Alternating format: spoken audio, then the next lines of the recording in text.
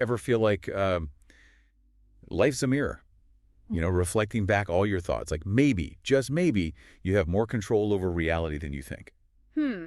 That's a pretty intriguing thought, isn't it? It is, and that's exactly what we're diving into today. Yeah. Chapter 18, The Mirror World, from the book Transurfing Reality. Oh, that's a great chapter. It is, it is. And it gets pretty mind-bending. This chapter really digs into the idea that reality, well, it's like a mirror reflecting back our thoughts and attitudes. And it even gives you, like, practical steps for, taking control of this mirror and shaping your own reality. Yeah, the practical steps are what make it so fascinating. It's not just theory, it gives you tools you can actually use. Exactly. So where do we even begin with this? What's the chapter's main argument, and how does it, back it up? Well, at its core, it's arguing that our thoughts and beliefs, they directly influence our experiences. Okay, so not just some mystical mumbo jumbo. There's actual substance to this. Yeah. Right, exactly. It's not about denying external reality. It's more about understanding the role our internal world plays in shaping it. And the author, uses a bunch of different things like metaphors, analogies, and real-life examples to illustrate these principles. Okay, so it's not just airy-fairy stuff. It's got a practical framework. Exactly. And one of the key concepts is this idea of a dual mirror. Dual mirror. Okay, this is where it starts to get a little trippy. Yeah, it's pretty mind-blowing. One side of this mirror reflects the physical world, right? But the other side, it reflects the metaphysical world, of our thoughts and intentions. So it's like our thoughts are the blueprint, and the physical world is the construction. Yeah, that's a great way to put it.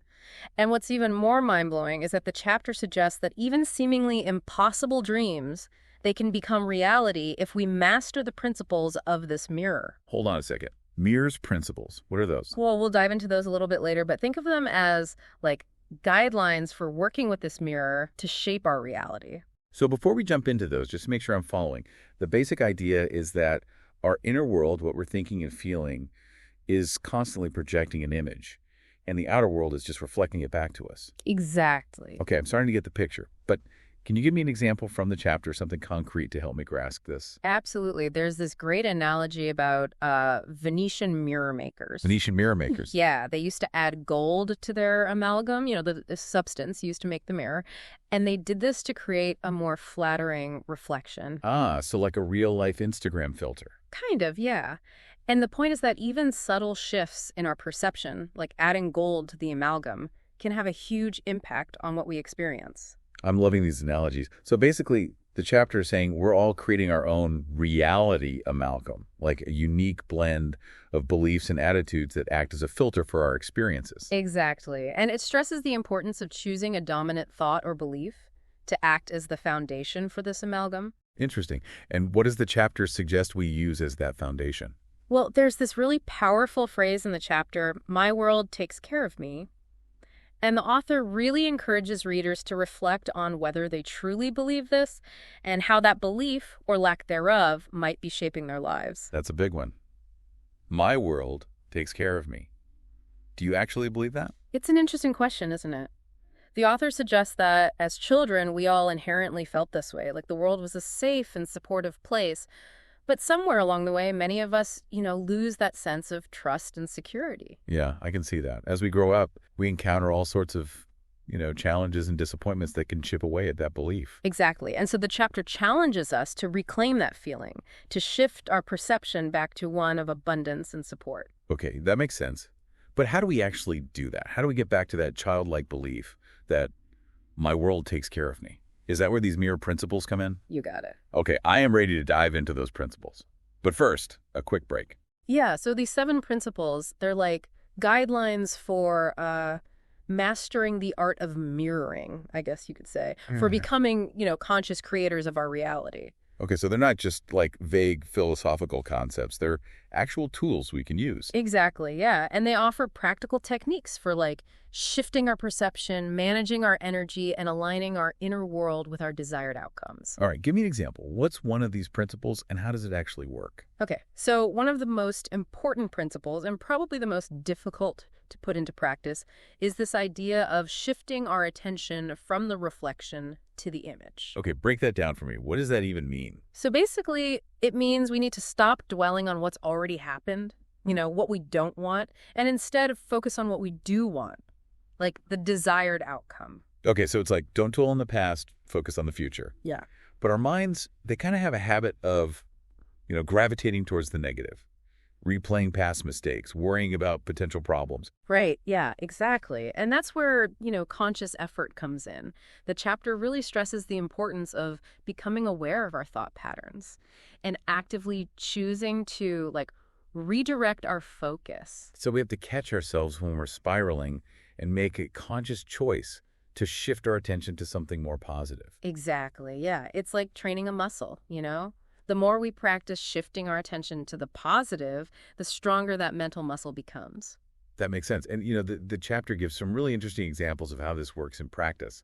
Like, remember the person who hates alcohol and how they're always surrounded by it? Oh, yeah, right. Or the grumpy lady who's always attracting injustice into her life. Yeah, it seems like it's all about being careful what you focus on. Right, exactly. Like you're attracting more of what you're already thinking about. Exactly. It's not about denying that negative experiences exist, but understanding that our focus kind of amplifies whatever we're giving our attention to. So if we want to experience more positive things, we have to consciously choose to focus on the positive. Exactly. By focusing on what we want, we're basically giving the mirror a clear image to reflect back to us. I see.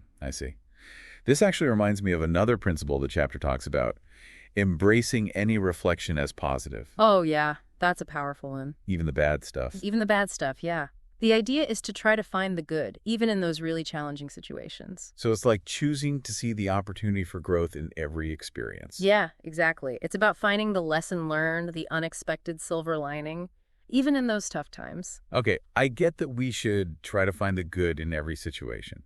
But are you saying we should pretend like everything is rainbows and butterflies, even when we're going through really difficult times? No, not at all. It's not about, denying or suppressing difficult emotions. Okay, good. Because that wouldn't be very healthy. Right. It's more about recognizing that every experience, even the painful ones, they have the potential to teach us something valuable. So it's about reframing challenges as opportunities, setbacks as learning experiences. Exactly. The chapter encourages us to become makers, conscious creators of our reality, and that means taking responsibility for our reactions to events, even those we perceive as negative. Okay, so how do we become these makers? The chapter talks about techniques like target slides and outer intention.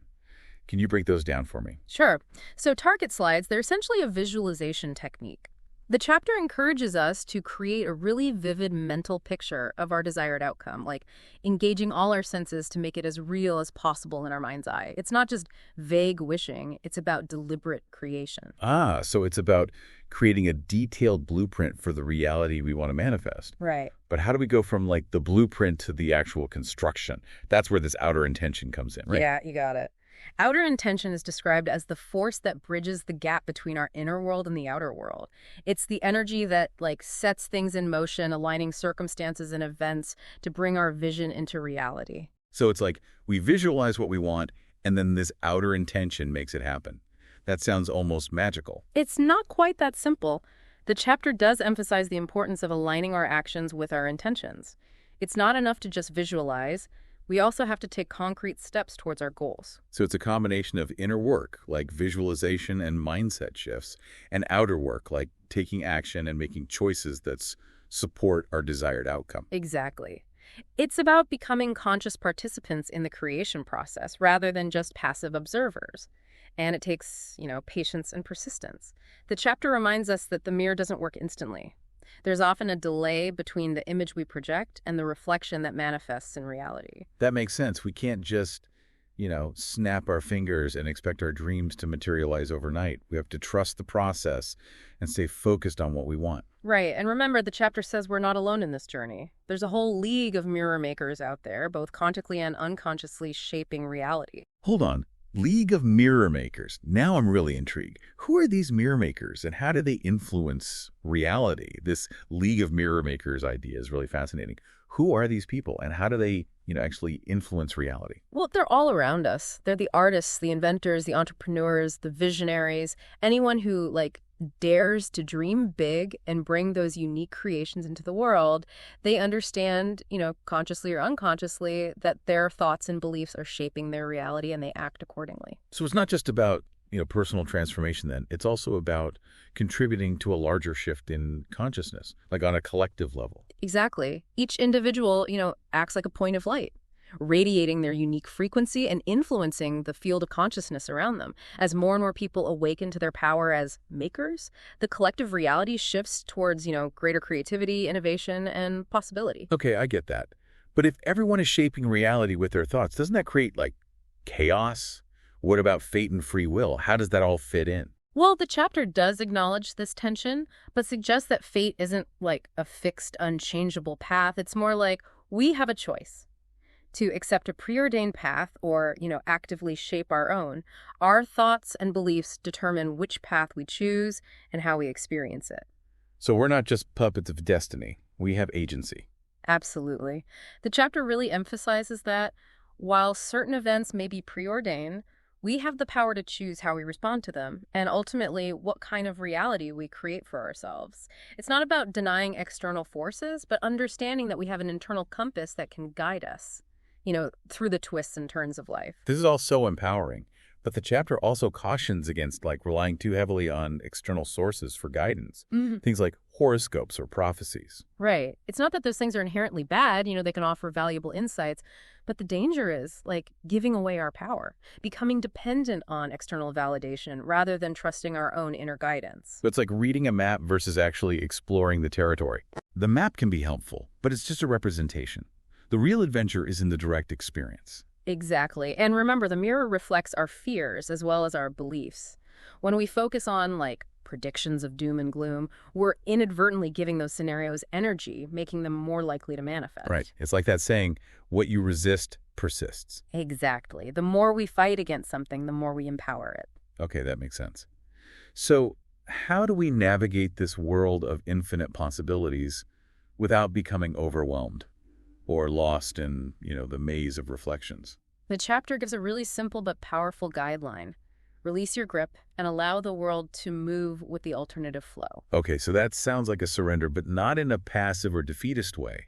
It's more about trusting the wisdom of the universe, allowing things to unfold naturally, and being open to, unexpected possibilities. Exactly. It's about letting go of the need to control every little detail, to force things to happen according to our limited perspective.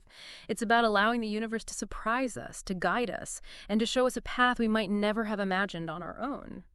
This has been such an eye-opening deep dive. It's really about moving from a place of fear and scarcity to a place of trust and abundance, recognizing that we're not separate from the universe, but rather an integral part of it, part of this huge interconnected web of life. Beautifully said. And as we step into this new awareness, we become like co-creators with the universe, shaping our reality with intention, with grace, and a sense of playful curiosity. I love that. So to kind of wrap things up here, we've really explored this fascinating concept of the mirror world, where our thoughts and beliefs shape our reality. We've learned about the dual mirror, the reality amalgam, those 7 mirror principles, and the power of becoming makers of our own lives. What final thought would you leave our listeners with as they, continue on their journey of mirror mastery? Well, I would just say, remember that the world isn't inherently hostile or benevolent. It's a mirror, reflecting our own beliefs and attitudes. We are the true makers of our reality, whether we realize it or not. So choose your thoughts wisely, cultivate a positive amalgam, and trust the magic of the mirror. That's powerful stuff. I'm definitely feeling inspired to take control of my own mirror and create the reality I truly desire. Thanks for joining us on this deep dive, and until next time, keep reflecting, keep creating, and keep believing in the magic of your own making.